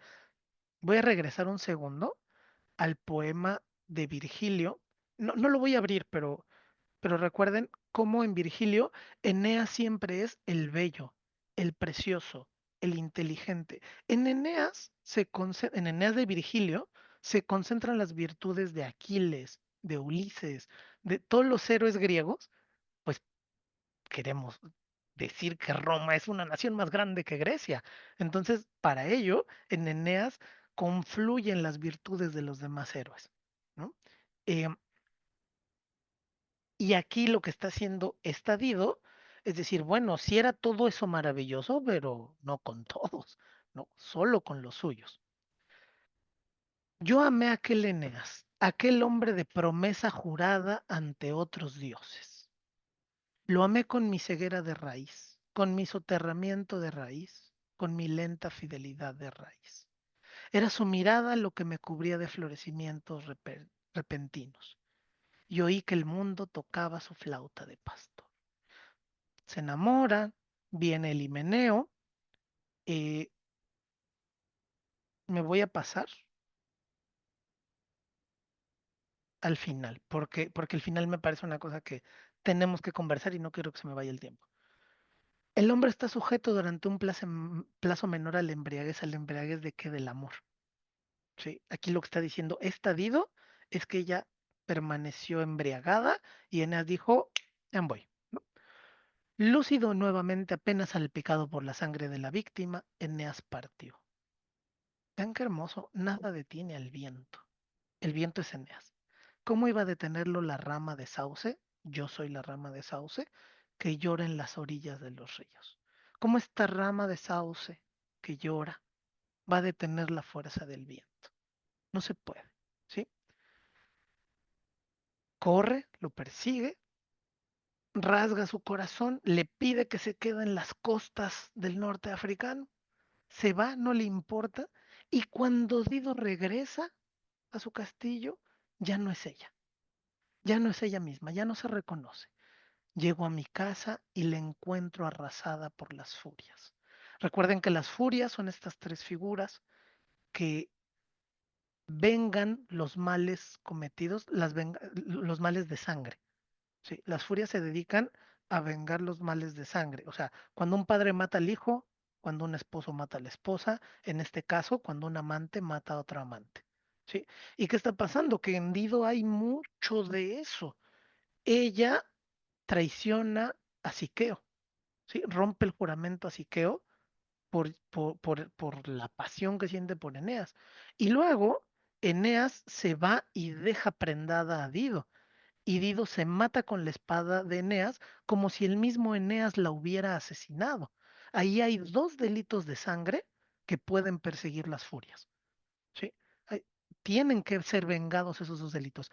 No voy a ahondar más ahí, porque está en el libro sexto que vamos a ver la siguiente vez, qué pasa con Dido y las furias ya en el inframundo. ¿Sí? ¿Qué pasa con esta Dido? Mis amigos me miran al través de sus lágrimas. Ya no la reconocen, ¿eh? Ya están llorando por ella porque la ven ya perdida. Mis deudos vuelven el rostro hacia otra parte, de dolor y de vergüenza. ¿Qué le pasó a mi reina? Mi reina era sabia, fuerte, poderosa, decididora, política. ¿Y esto qué quedó? Porque la desgracia es espectáculo que algunos no deben contemplar. ¿Ven la fuerza de esa imagen? Mis deudos se tienen que voltear porque hay desgracias que no se deben contemplar.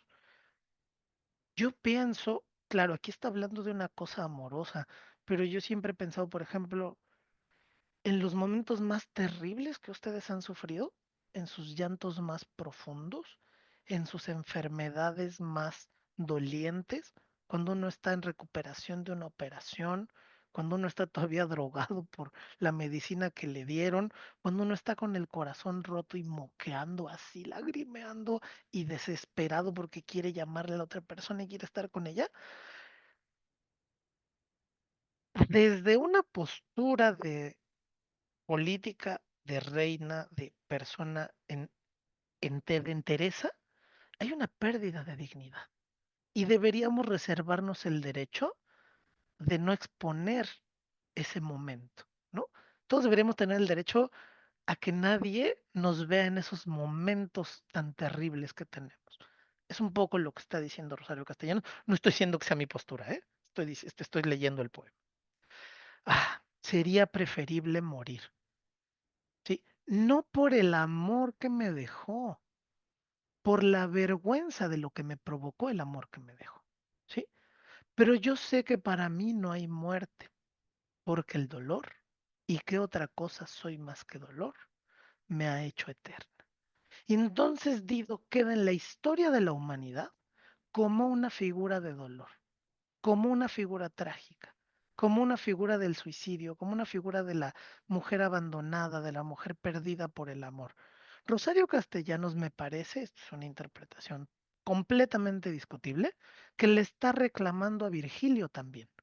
¿Sí? En esta dificultad de distinguir, o en estas dos voces que es a la vez Dido y el sujeto lírico Rosario Castellanos, el sujeto lírico Dido está diciendo, si no puedo ser reina, reina digna, prefiero morir. Y Rosario Castellanos está diciendo, pinche Virgilio, güey, es una reina, es una política, es una estratega, venció el engaño del rey africano, construyó una nación y tú de lo único que escribes es de su dolor por el enamoramiento.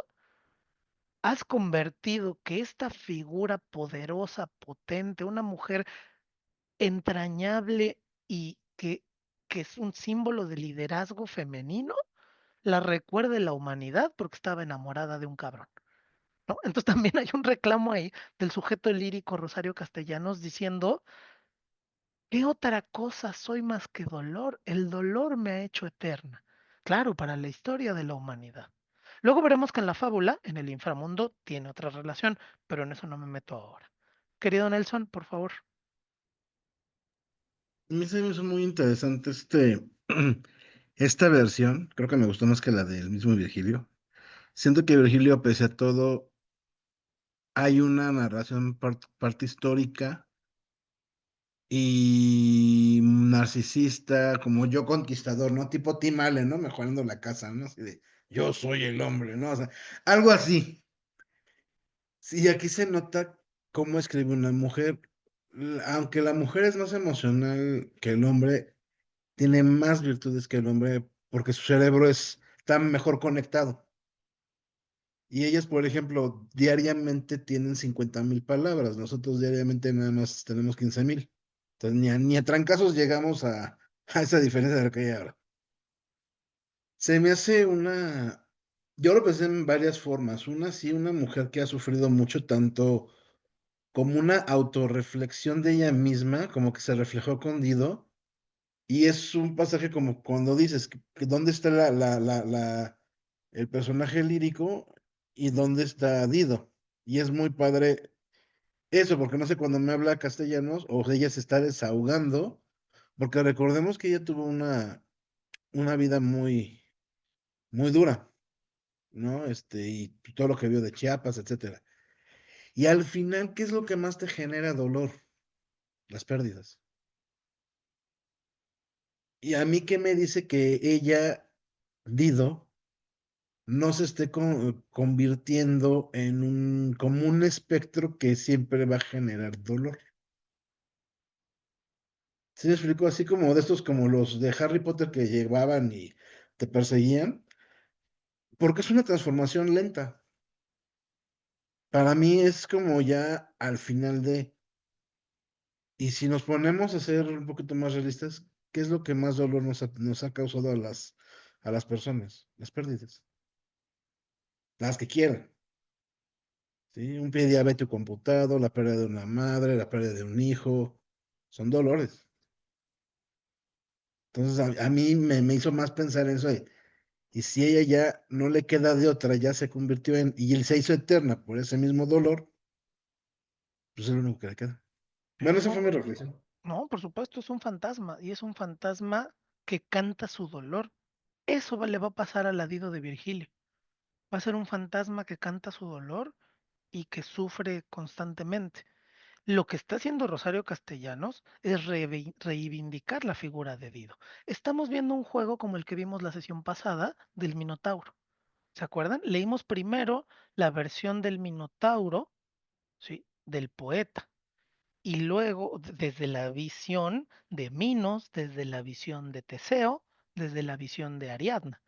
Y luego leímos en Borges, leemos la versión de Asterión el Minotauro, ¿no? Y de cómo el Minotauro pues, estaba bien feliz ahí en su antro con sus amigos diciendo, no, pues yo nomás los quería abrazar y se me morían todos, ¿no? Y Bueno, ahora, aquí, para la época que ella vivió, o sea, es toda una revolución eso, o sea, o sea, la verdad, a mí me encantó.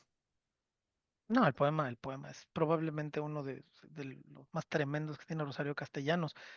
Estamos viendo la misma estrategia.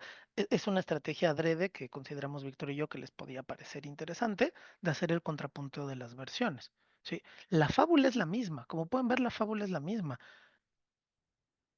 pero la manera de contar las cosas, qué se resalta y qué no, son cosas completamente diferentes. Para Virgilio lo importante es, uno, que era reina, dos, que era el amante de Eneas. ¿Sí? Y de eso va todo el poema.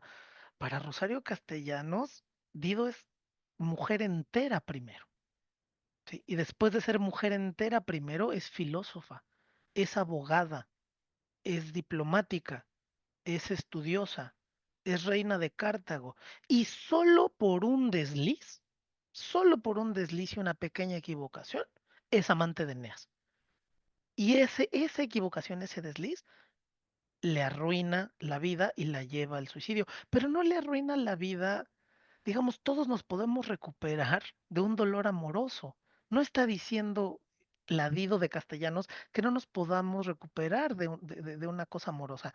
Lo que está pasando aquí es que en esa pasión perdió esa construcción de reina, ¿no? Perdió, digamos, la nobleza, ¿no? La vieron, todos los cartagineses la vieron doblegada y derretida ante este fulano, ¿sí? Y entonces, cuando regresa al palacio, la gente la ve como, nuestra reina acaba de salir corriendo a la playa a gritarle un tarado que no se vaya, ¿no?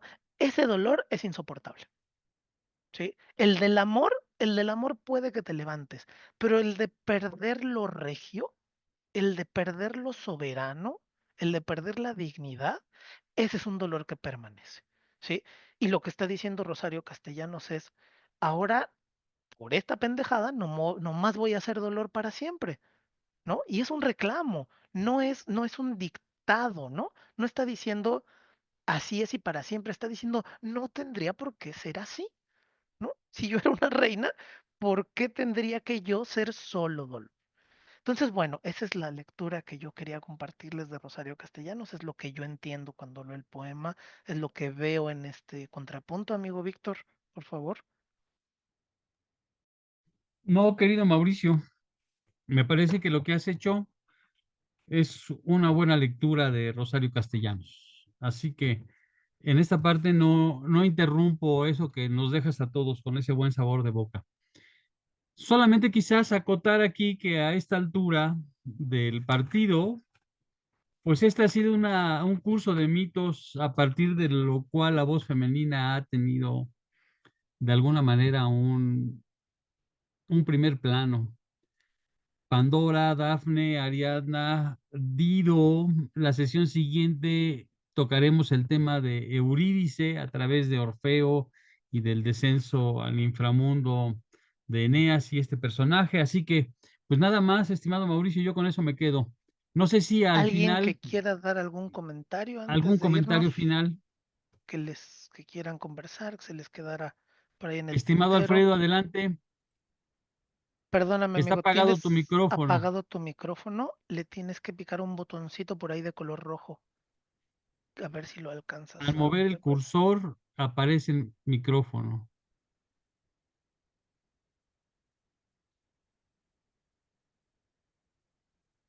Déjame ver si yo lo logro. En la esquina inferior izquierda. Exacto, esquina inferior izquierda hay un símbolo de un micrófono y ahí le das clic. Ahí, ¿ya? Ahí, Ahí amigo, te mero. escuchamos. Yo creo que este poema de Rosario Castellanos es una de las cumbres del Himalaya de la poesía mexicana. Qué mujer maravillosa, Rosario Castellanos. Yo quisiera, si alguien por alguna razón no ha leído Balún Canán, que lo lea.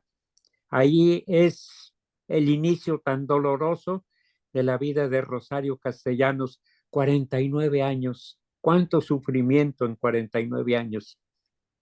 Y muchísimas gracias por esto y por el regalo de Concha Urquiza que nos va a dar Mauricio. Con mucho gusto, amigo. Ahora se los mando. Claro que A sí. propósito del cumpleaños de Alfredo. Pero Sí, no el lejano, sino el próximo, Alfredo. sí, el 18 de mayo, Ahí estamos, ahí estaremos listos para la fiesta. el aniversario 91. Muy bien, muy bien. Muchas gracias. Qué maravilla, amigo. Muchas gracias. ¿Alguna nota más para cerrar? ¿Tu amigo Víctor, para cerrar, alguna No, pues nota? nada más recordar siempre que no es una obligación, sino una actividad gozosa de las humanidades, que la próxima sesión que vamos a tener, pues es para que nosotros podamos, déjenme compartirles rápidamente esta parte, nada más es para que podamos ubicarnos en lo que tenemos que revisar. Ah, ya me perdí aquí, amigo, esta cosa de pronto me juega malas pasadas, ya. La tecnología es Aquí maravillosa y está. terrible a la vez. Muy bien, para el 5 de abril ya estamos terminando marzo.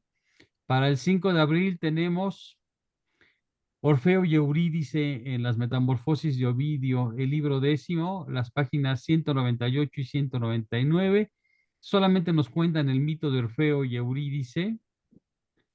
Y en el caso sí que va a requerir un poco más de lectura, pero ustedes ya tienen este camino andado. Es el libro sexto de la Eneida, son 900 versos.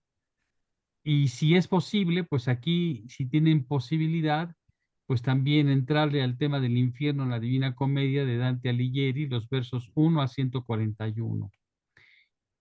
Nosotros vamos tratando las lecturas, si nos ayudan un poco ustedes con algunas de las páginas, pues esto se convierte en un diálogo todavía mucho más productivo y de mayor disfrute. Por mi parte es todo, no sé si haya algo más. La serie de Caos es una buena parodia de lo que está pasando, es una serie palomera, pero bueno, pues yo la recomiendo un poco en el sentido de que ahora que empiecen a verla, ya tendrán un poco más de elementos para poderle entender porque requiere algún tipo de conocimiento mínimo sobre los personajes que ocurren en la serie de Caos. Yo para cerrar solo les diría que no se rindan frente. La literatura es muy envidiosa y no le regala su palabra a cualquiera. Entonces, si ustedes empiezan a leer y no le entienden, no se rindan, es perfectamente normal. Acceder a los textos poéticos es complicado. Entonces, no se rindan, denle chance. Y si de pronto no le entendí, pausen un poquito y denle otra vez.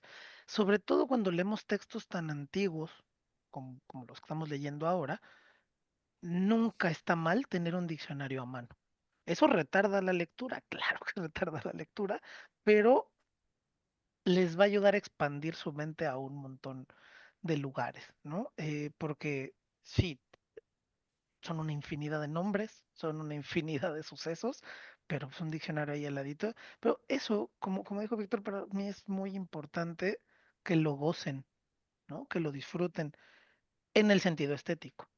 Yo no quiero, como siempre les he dicho en los otros cursos, no es que yo quiera que se la pasen bien y salgan muy entretenidos de haber leído un libro. No, no, no, que lo disfruten, que les destruya la realidad y les ayuda a construirla de nuevo, ¿no? Y que puedan leer una historia amorosa y decir, pero ¿qué es esto? Y luego tener que reconstruir el mundo, ¿no? Que tengan que pensar en una reina y pensar en la reina como amante, en la reina como jueza, en la reina como tragedia, y que uno diga, pero pinche Neas, ¿no? ¿Qué hiciste? O Dido, ¿por qué te dejaste? ¿O por qué caíste? Así todo enfadado y luego reconstruir la realidad. Porque eso significa que está conectando con ustedes y que entonces podemos construir a partir de ahí. Entonces gocen mucho sus lecturas para la semana y pues nada, muchísimas gracias. Gracias por todo, por su tiempo, por su presencia, por sus comentarios. Sí hay mucha tarea, Milena, pero ojalá que sea gozosa. No, que no sea mucha en el sentido doloroso, solo hasta donde les cause gusto estético. Sí, en realidad no como tarea, sino como una posibilidad de hacer cosas distintas a nuestro día a día. La lectura de pronto es un oasis, puede ser un tormento porque nos confronta nuestra manera de pensar, de sentir, de amar, de enojarnos, pero pues finalmente son cosas que nos van haciendo un día mejor. Les mando un abrazo, un excelente fin de semana y pues mi gratitud por haberlos tenido este sabadito. Nos vemos en abril, que ya estamos próximos para la fecha. Estén Abrazo, muy bien. gracias Ricardo, Gracias hasta por luego. este relato. Adiós. Gracias. Gracias a Hasta ustedes. luego. Que estén muy bien.